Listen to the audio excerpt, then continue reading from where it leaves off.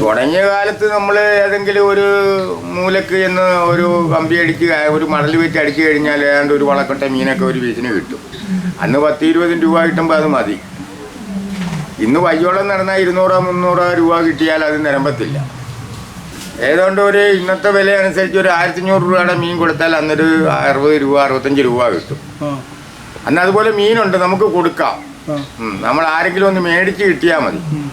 ഇന്നതല്ല, ഇന്ന് നമ്മൾ വയ്യോളം നടന്നാൽ 1 കിലോ 1.5 കിലോ കട്ടിച്ചേ കിട്ടത്തുള്ളൂ. അതും കിട്ടാനില്ല. ഒരു കണക്ക് വെച്ച് നോക്കുകയാണെങ്കിൽ എല്ലാ രീതിയിലും മീൻ പിടുത്തമാണ്.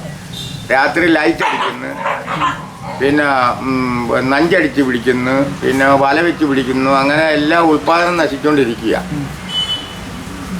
അപ്പോൾ ഇനി 2-3 കൊല്ലം കൂടി കഴിയുമ്പോൾ ഈ കരിമീൻ്റെ വർഗം കാണത്തില്ല. അത് നശിച്ചു പോവുക. ഒരെണ്ണം വിരിച്ചിറങ്ങുന്നില്ലല്ലോ. അത് ലൈറ്റ് അടി ഒന്ന് നിർത്തി കിട്ടിയെങ്കിൽ മാത്രമേ ഇതിന് ഉൽപ്പാദനം ഉണ്ടാകത്തുള്ളൂ. ലൈറ്റ് കഴിക്കുമ്പോൾ ഈ മുട്ട വെച്ചിരിക്കുന്നത് എങ്ങോട്ടും പോകത്തില്ല. അതിനെ നമ്മൾ കമ്പിട്ട് കുത്തിയാലും തല്ലിയാലും ഒന്നും പോകത്തില്ല. അതിനെയാണ് ഈ വല വെച്ച് കോരിപ്പിടിക്കുന്നത്. രാത്രി ലൈറ്റ് അടിച്ച് മയങ്ങി നിൽക്കുമ്പോൾ കോരി എടുക്കുക. അങ്ങനെയുള്ള കുഴപ്പങ്ങളാണ് സംഭവിച്ചുകൊണ്ടിരിക്കുന്നത്. പിന്നെ ഈ നഞ്ചടിക്കാരെന്ന് പറയുമ്പോൾ മറ്റുള്ള ചെറിയ മീനെല്ലാം നശിച്ചു പോവുക. അത് ആർക്കും പ്രതിഫലമില്ല. നേരം വെളുക്കുമ്പോൾ എല്ലാ തോട്ടിലും ചത്തു കിടക്കും നഞ്ചടിക്കുന്നത്. അത് ആരെയും കാണാതെ നഞ്ചടിക്കുന്നത്. അങ്ങനെ ഉള്ള കുഴപ്പം. നഞ്ചടിയും ഈ ലൈറ്റടിയും നിർത്താമെങ്കിൽ മീൻ ഇനിയും ഉൽപ്പാദിക്കും, പഴയതുപോലെ കാണും. ഒരു കരിമീൻ വിരിക്കുന്നത് ഒരു 500 കുഞ്ഞുങ്ങൾ 1000 കുഞ്ഞുങ്ങൾ വരെ കാണും. നല്ല കരിമീൻ വിരിച്ചാൽ 1000 കുഞ്ഞുങ്ങൾ കാണും. ഞങ്ങളത് കോരി ശീലിച്ചിട്ടുണ്ട്. ഒരു വളക്കൊട്ട നിറച്ച് കുഞ്ഞുങ്ങളുള്ള കരിമീനുണ്ട്, ഒരുവിധം ദൃഢമായി കിട്ടിയാൽ. അത് ഏതാണ്ട് ഒരു 3-4 മാസം അങ്ങനെ ഓടി വളർന്നു കഴിഞ്ഞാൽ ആ തോട് മൊത്തം മീനായിരിക്കും. 3-4 മാസം ആകുമ്പോൾ ഒരു പരുവാകും. കുഞ്ഞുങ്ങൾ മാറി അടുത്ത കുഞ്ഞുങ്ങളുമായി കഴിഞ്ഞില്ല. അങ്ങനെയാണ് ആ തോട് നിറയുന്നത്.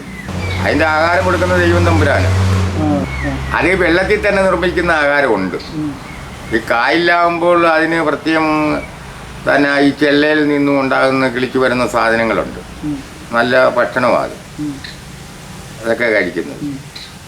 പിന്നെ ഉപ്പുവെള്ളത്തിലാകുമ്പം ഉപ്പുവെള്ളവും നല്ല വെള്ളം കൂടി കട്ടിയാകുമ്പം നല്ല വെള്ളം വീഴുമ്പോൾ ഈ അരള മാതിരി ഒരു സാധനമാണ് നമ്മൾ മൂക്കിൽ നിന്ന് വീഴുന്ന പോലെ. അത് വെള്ളത്തിൽ ഉൽപ്പാദിച്ച് അതുമൊക്കെ കൊത്തി തിന്നൊക്കെ വളർന്നോളും. കരിമീൻ ഞങ്ങളുടെ ചെറുപ്പം പോലെ കണ്ട് പിടിച്ച് അതിന് വില കിട്ടുന്നതിൻ്റെ പേരിൽ അതിനുള്ള താല്പര്യം വരും. പിടിച്ച് കണ്ട് അങ്ങനെ കൊടുക്കുകയും വാങ്ങിക്കുകയും ചെയ്യുന്നു. അത് തുടർന്ന് ഞങ്ങൾ മുമ്പോട്ട് പോകുന്നു.